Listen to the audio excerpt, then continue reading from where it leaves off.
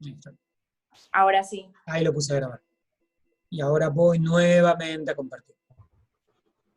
Es que uno se tiene que acordar que con que, aparte, les cuento, acá uso Zoom, en otro lado uso Microsoft Teams, en otro lado uso Google Meet, en otro lado uso... Y cada una de estas plataformas son distintas. Así Nosotros, que, por ejemplo, usamos Jitsi en otras materias. O claro, por lo de menos, hecho, habíamos usado Jitsi, ¿se acuerdan? Sí. Pero, y sí, funcionó bien, lo único que complica un poco fue el tema de la grabación, que intenté grabarlo.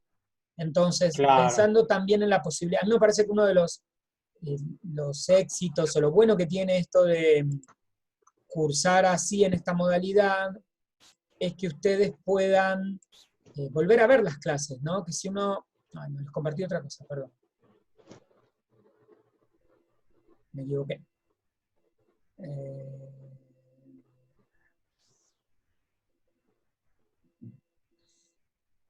Esto es lo que vamos a ver después.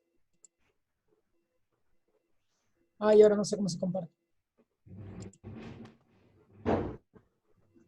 Ahí está. ¿Volvió? No.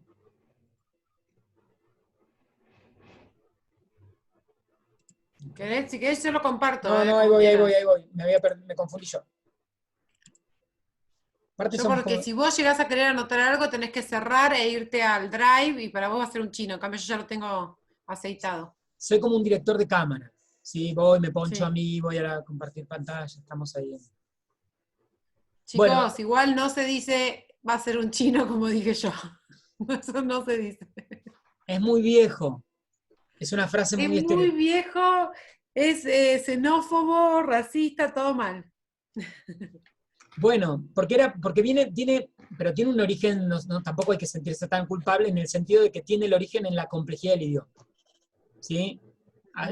Esencialmente ese es el origen de la Es expresión. chino básico, siempre decíamos, esto Claro, es chino como es básico. chino básico. Claro, porque es complejo, porque el chino es un idioma complejo. Lo que Sí, de hecho es verdad. es verdad. Así que tampoco, sí, Gracias. a lo evolucionado que estamos, y como quizás haya que dejar de decir eso y decir es complicado, pero digamos, su Claro. origen al menos no es no es despectivo en ese Como nivel, sino, quilombo. Como quilombo claro, que está está cuestionando hoy en día. sí, Exacto. como Bueno, muchas otra palabras. clase hablamos de eso. Hablamos un poco más de las palabras, que nos encanta con Paula hablar de palabras, y se arman unos Mm. toles, y se vuelve re Sí. intenso. Ya llegaremos a la zona del lenguaje inclusivo, y esto se va a poner intenso. Bueno, No. vamos bien hasta acá. Corazones, ¿se va entendiendo? Sí.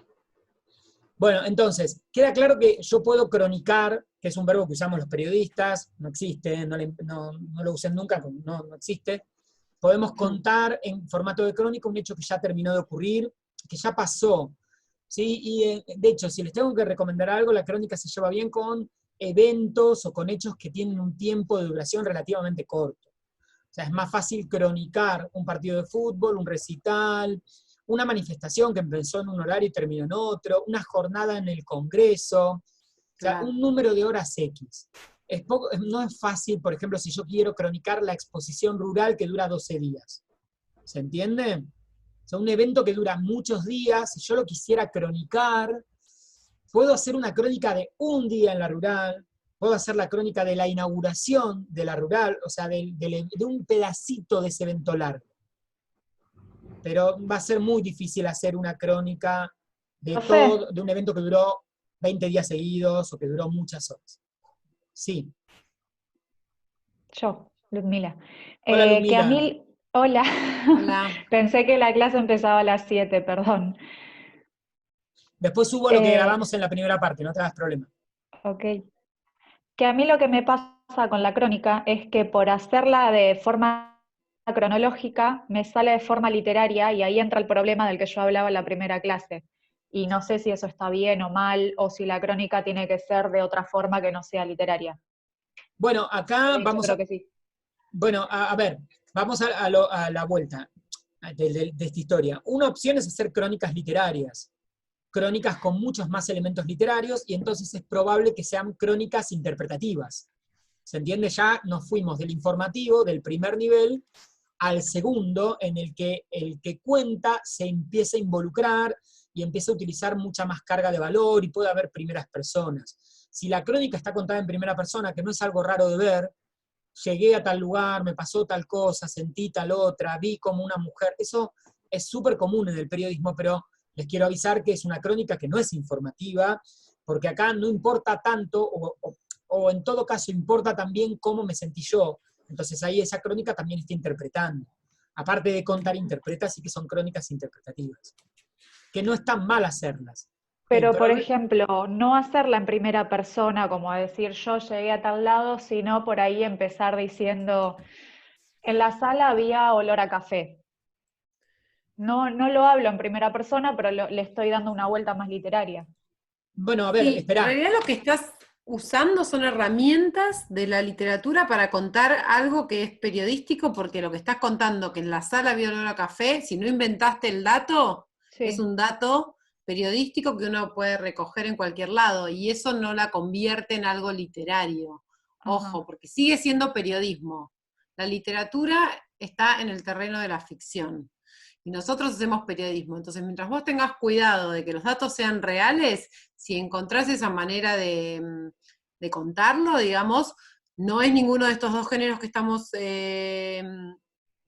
viendo ahora, es un género que vamos a ver después, que es el de la crónica interpretativa, pero si no mentiste en ningún dato, digamos, si no lo inventaste, no está perfecto. Ahora, Claro, miren, yo miren, lo había hecho un par de veces así en redacción, en introducción a la redacción, creo que se llama, la primera de todas las redacciones, y Sí. me habían dicho que no, que eso era literario. bueno, yo creo que lo interesante es empezar a notar que podemos hacerlo más o menos. Si yo estoy contando, digo, en la sala había olor a café, esto parece bastante más informativo que si yo digo, en la sala nos envolvía, o un olor a café Claro. envolvía a todos los que estaban en la sala. O sea, ese envolvía, los olores no envuelven las personas, o sea, ahí hay un vuelos o Claro. recursos más literarios, que después los Sí, vamos sí, a ver y claro. que eso los vieron en el colegio, metáforas, personificaciones. Quizás hay formas de contar más neutras, entonces no es lo mismo contar cómo era la sala, cuánta gente había y que había olor a café, que decir la gente se dejaba envolver por el olor a café. Tiene que ver con las formas. Cuando vos pasás a esa forma, la vas volviendo menos neutra, más interpretativa, más emocional, e incluso puede haber crónicas con opinión. ¿Sí? Que hay formatos todavía más en donde, aparte de contar, analizo y opino. O sea, vean que es como una gradación, vamos, de lo más neutro a una zona intermedia y al final abajo de todo, por ejemplo, puedo contar un partido de fútbol bien neutro, vuelvo al partido de fútbol, contar cómo fueron las jugadas, los minutos, los tiempos, las entradas, las salidas, con crónica, en orden cronológico. Lo puedo contar en el medio interpretativo, diciendo gran jugada, sorprendente atajada, o puedo hacer una crónica con opinión bien abajo, en la que digo, voy contando el partido y aparte digo, el Boca no estuvo a la altura por esto, o sea, mientras lo cuento opino. ¿Se entiende? O sea que las tres son crónicas, pero hay como distintos niveles. Una cosita nada más, Ludmila, y ahí dejo a no sé quién quería hablar. Digo, depende también de qué es lo que tengas que hacer. Digo, por ahí, yo no sé ese caso que vos decís, digo, pero si alguien te pide que hagas un ejercicio, que es una noticia con pirámide invertida, y vos empezás con, en la sala había olor a café, y sí, está mal. No, era una ¿Entiende? crónica de un evento de unas chicas de fotoperiodismo, algo así, que fueron a dar una charla sobre fotoperiodismo y había que hacer una crónica libre sobre ese día, contando ese evento. Está bien, por eso depende en qué parte lo pongas, depende de qué se trate, depende de una cantidad de cosas, si está bueno empezar por ahí, no siempre por ahí está bueno empezar por el ambiente, en cualquier crónica, contar cómo está el ambiente, digamos. Hay que ver si eso tiene sentido y criterio en función de lo que estás escribiendo, pero bueno, después si querés lo vemos algún día eso, seguramente. Y en la realidad... Pero no elimines de todo eso, que puede servir para un montón de crónicas y ejercicios, y está bueno que te salga también en algún momento tener ese tipo de observaciones. Claro, yo lo que digo es que me sale por ahí más natural eso que escribir en forma de pirámide invertida. Eso me cuesta un montón. Y entonces practicar la pirámide invertida. Sí.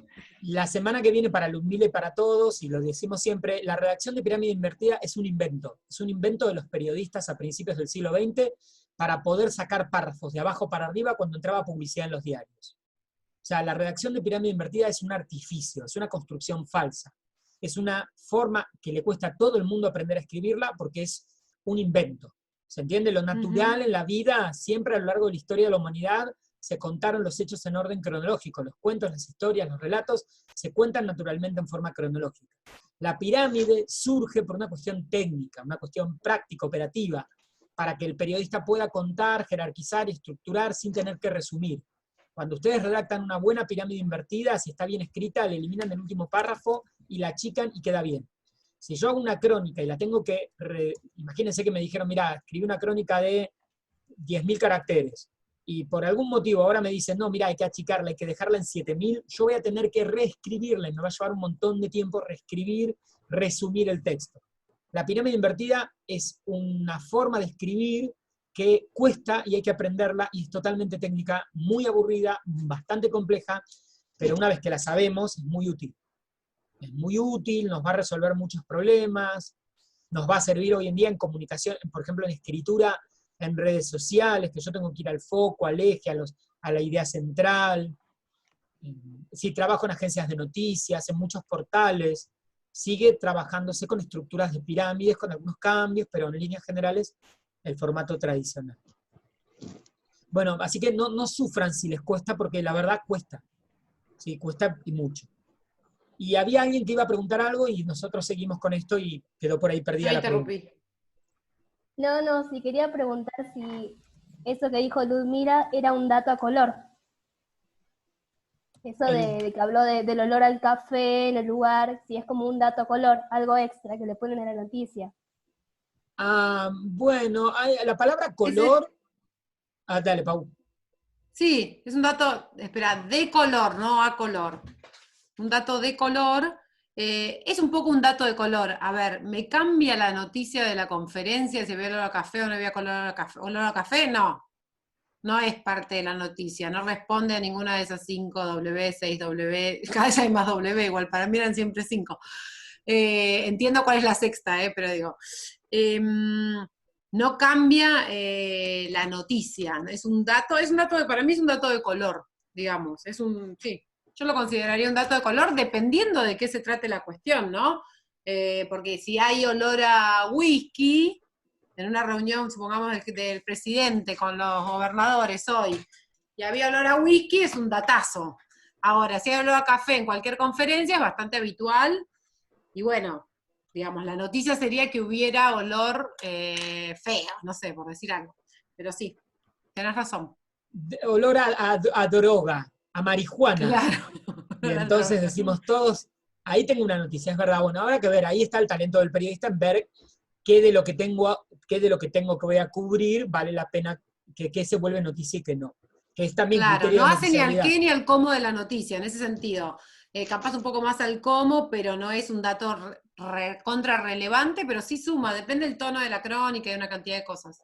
Igual la palabra color en periodismo, después vamos a hablar un rato, más adelante, no nos queremos volver locos con tanta data, pero se usa mucho de distintas maneras. Un texto puede tener datos de color, y también hay notas, que muchas veces se las llama notas de color, y siempre se hace esta idea de color, es algo que no, como primera idea, que no es tan importante. ¿Sí? Entonces, claro, como puede haber una crónica, se puede hacer una crónica de por ejemplo, es muy común esto en un diario, ¿no? En un medio.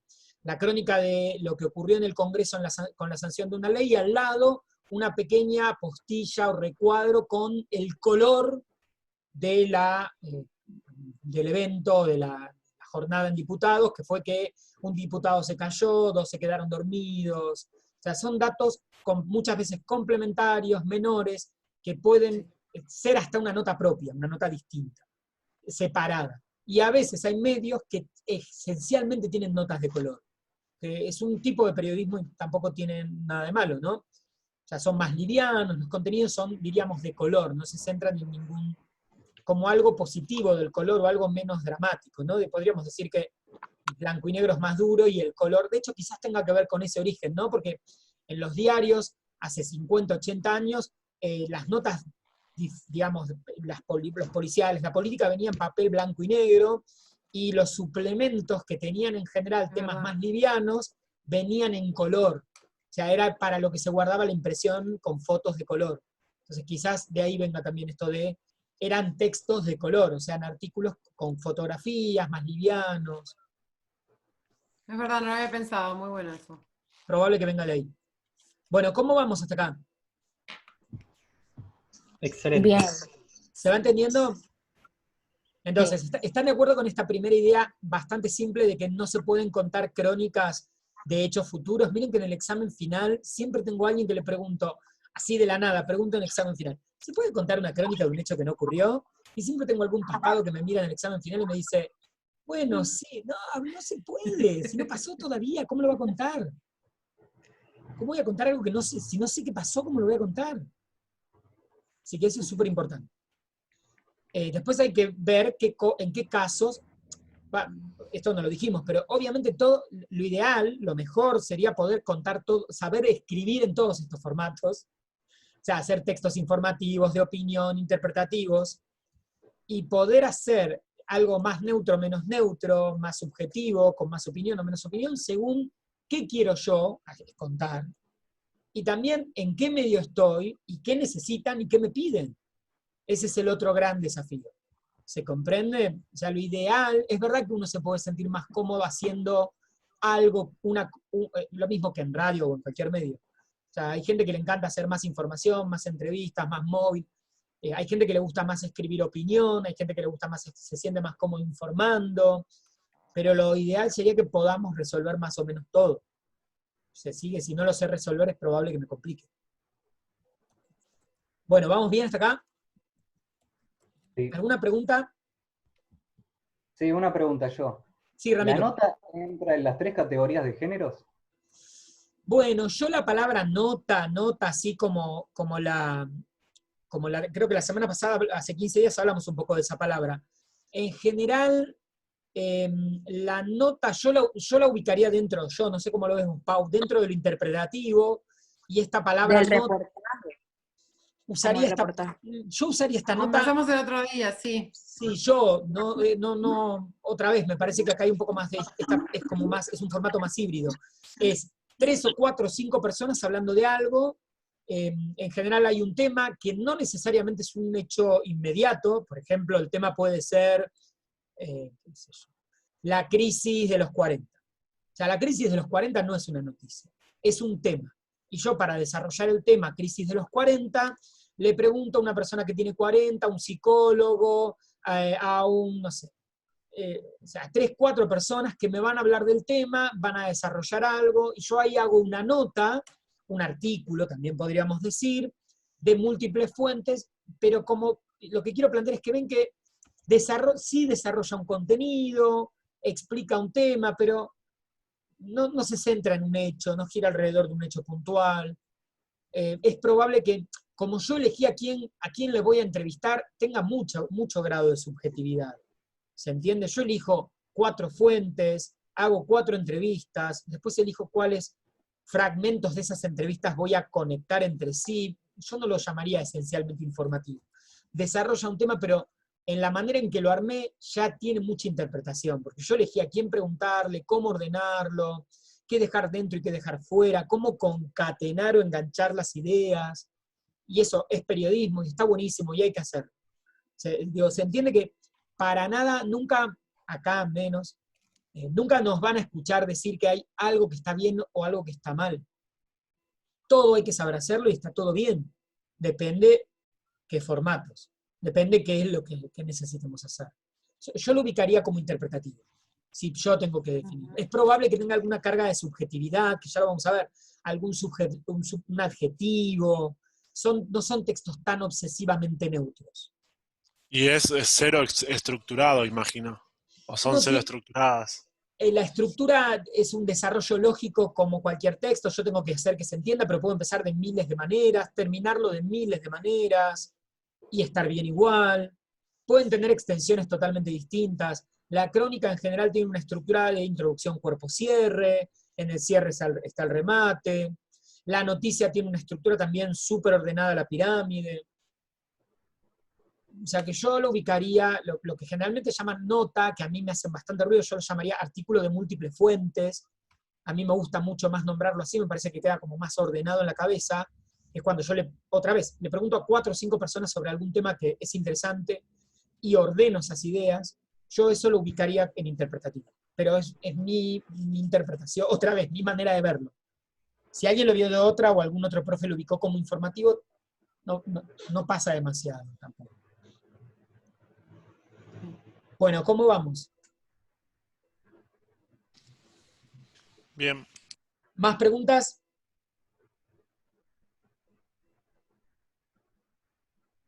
Bueno, ok, vamos a hablar un poquito de entrevista.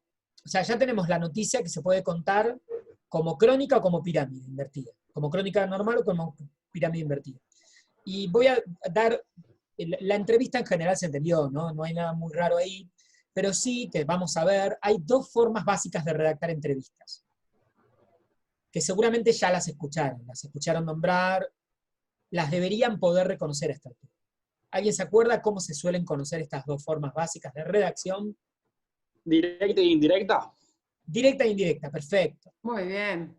¿Y alguien se acuerda qué características tienen en líneas generales entrevista directa y entrevista indirecta? La directa es pregunta-respuesta, básicamente. Bien. La entrevista directa en general, la estructura es un título, y en general, después vamos a verlo, pero los títulos de las entrevistas suelen ser, en general, la declaración más fuerte del entrevistado. Soy una persona muy feliz. Siempre es Volanta, Juan Pérez, no sé, investigador del CONICET. La vacuna del coronavirus llegará en 2022. Esa sería una entrada bien, ¿sí? Tengo volanta y título, ya vieron elementos paratextuales, para el texto. Para una entrevista. En el primer párrafo suelo tener un párrafo de contexto. Juan Pérez es investigador del CONICET, estudió tal carrera, hace tantos años que trabaja en tal lado, bla, bla, bla. O sea, un párrafo en el que yo redacto como un panorama general del personaje que va a hablar. Y luego, pregunta-respuesta, pregunta-respuesta, pregunta-respuesta hasta el final. Es el formato más rápido para armar entrevistas.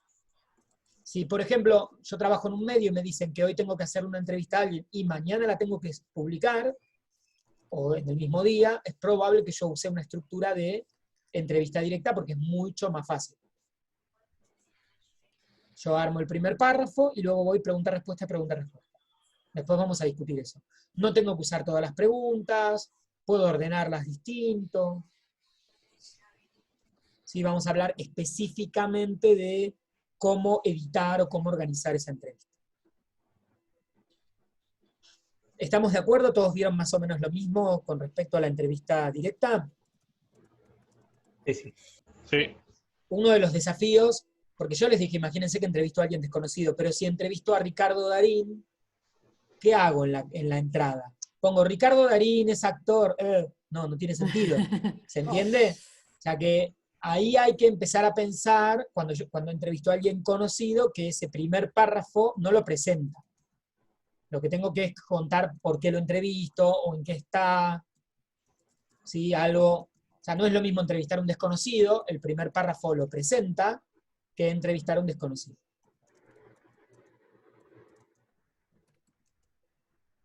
¿Vamos bien?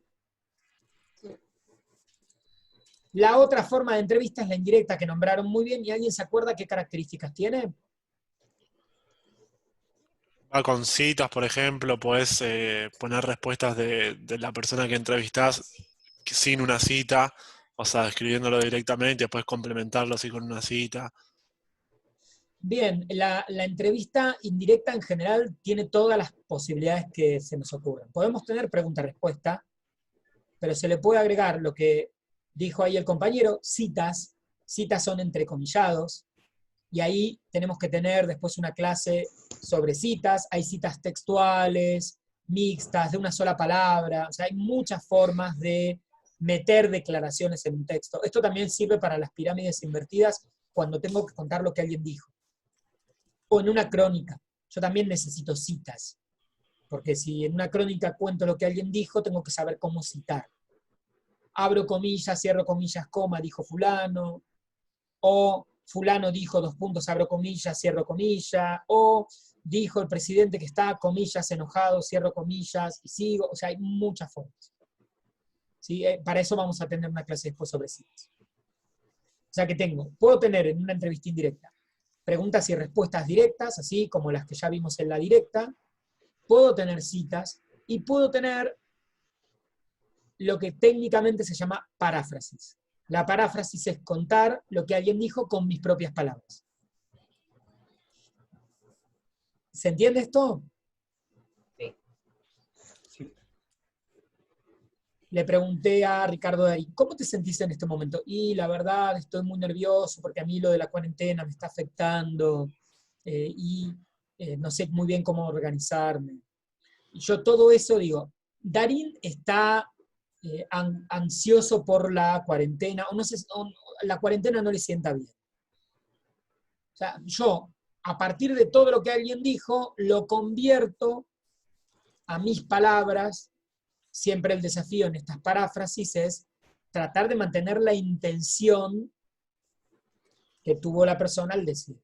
Y acuérdense, siempre voy a parafrasear lo menos importante. ¿Se entiende? O sea, en la entrevista, si hay algo súper importante, va textual. O sea, yo me atrevo a parafrasear aquello que dijo que, ¿cómo ves a la ciudad de Buenos Aires? Ay, la veo hermosa, me encanta, está re linda, todo eso dijo el tipo textual.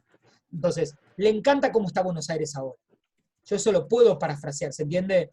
O sea, yo me puedo atrever a cambiarle las palabras, no va a pasar nada. Ahora, si en el medio dijo un textual súper fuerte, no lo voy a alterar. Sí. Que iba a preguntar, creo que es obvio, pero por las dudas, al parafrasear no se entrecomilla, o sea, no se toma como una cita textual entre comillas. No, de hecho no es una cita textual. Es como, es lo que en inglés ustedes vieron, ¿se acuerdan cuando fueron al colegio como reported speech? Se llama en español también discurso referido, discurso indirecto. Es cuando yo cuento lo que alguien dijo. Por ejemplo, me encontré con un amigo y me dijo, dos puntos, comillas, si tenés un rato hoy, llámame cuando llegues a casa. Entonces yo llego a mi casa y le digo, che, me encontré con Juan y me pidió que lo llamara. O sea, yo reconvertí sus palabras a las mías. Y las conté como, ahí no hay textualidad. O sea, no hay comillas porque no hay nada textual. Yo conté lo que alguien me dijo, pero lo conté con mis palabras, no con las de él. De hecho, así hablamos en general. Porque nadie dice, ay, no sabes, me encontré con Juan y me dijo, no te olvides de llamar. Es muy poco probable que yo me acuerde. O sea, cuando hablamos siempre hacemos discurso indirecto. ¿Se entiende? Es muy difícil que alguien se acuerde literal lo que alguien le dijo. Muy puntual, ¿no? ¿No sabes lo que me dijo Juan? Me dijo, dos puntos, abro comillas, y actuó. De hecho, ya que estamos, ¿quiénes están haciendo radio o hicieron radio? Yo hice Radio 2. Bueno, si hay que redactar para radio, hay que usar paráfrasis. Porque si yo uso citas textuales, obligo al que lee a actuar. El presidente de la Nación, Alberto Fernández, dijo, dos puntos, es una vergüenza que haya gente, ¿se entiende? Yo no lo puedo poner al locutor o al periodista a actuar. El presidente de la Nación, Alberto Fernández, se mostró indignado hoy por la gente que viola la cuarentena. No puedo poner el textual. Si quiero poner el textual en radio, va el audio. Claro, para que se vea natural, no se vea Claro. El presidente de la Nación, Alberto Fernández, criticó hoy a la gente que no cumple con la cuarentena. Vamos al audio, al testimonio real. Pero si yo lo escribo y se lo hago leer al periodista en radio, queda horrible. Entonces ahí tengo que hacer paráfrasis. Eso se supone, lo deberían ver en redacción para radio. ¿Ok? Ok. Bueno, entonces ya tenemos géneros informativos. Vamos a repasar entrevista con dos formas de redacción, directa o indirecta, y noticia con dos formas de redacción, en crónica, en pirámide invertida o en orden cronológico, pirámide común, que sería la crónica. Y yo terminaría ahí con los formatos esencialmente informativos. Me parece que es un buen panorama. ¿Estamos de acuerdo? Sí, sí. Bueno, a ver, también ahora me quedan 4 minutos hasta cortar. Yo creo que ahora cuando se acabe este tiempo de reunión podemos hacer un recreo, ¿les parece? Creo que Buenísimo. lo tenemos bastante merecido. Sí, un buen recreíto y después volvemos y discutimos un poquito más. A ver, géneros de opinión. En general, vamos con los de opinión y a ver si están todos de acuerdo. Ahí entran todos los comentarios.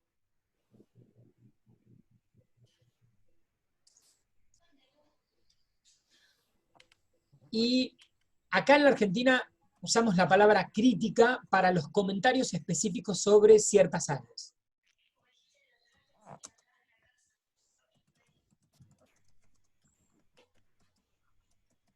La verdad, la crítica es un comentario.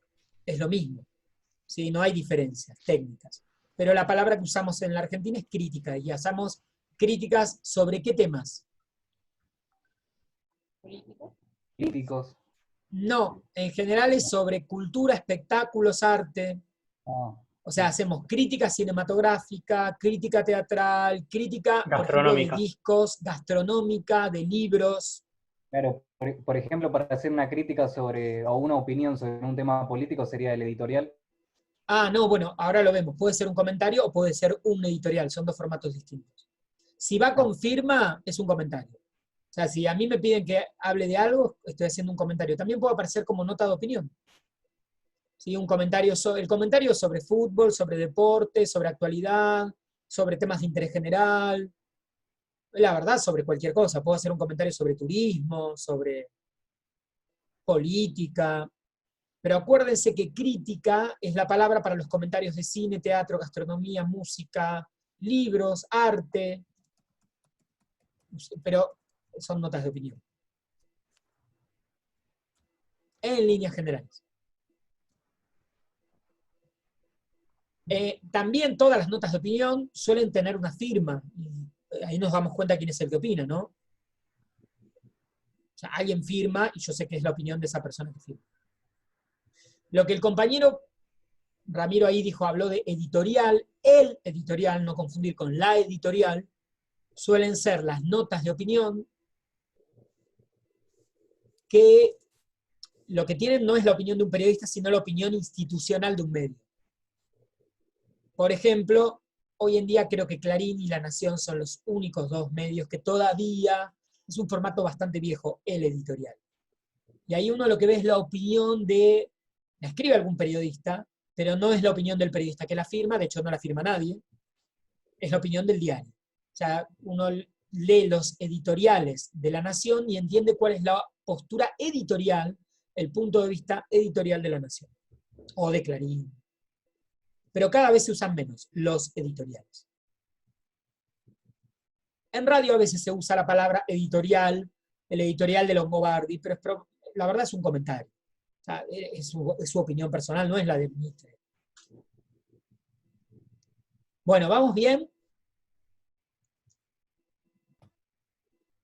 No nos queda nada, se va a volver a cortar. ¿Les parece si hace? Sí, antes de que se corte la comunicación. ¿Les parece si hacemos un recreo de qué? ¿De 20 minutos? Dale. Buenísimo. ¿Todos de acuerdo? Dale. Sí, sí. Bueno, tomemos algo, un cafecete, algo rico, comamos algo. En 20 vuelvo a enviarles otro link. ¿Sí? Mañana les subo todo esto y va a quedar grabado.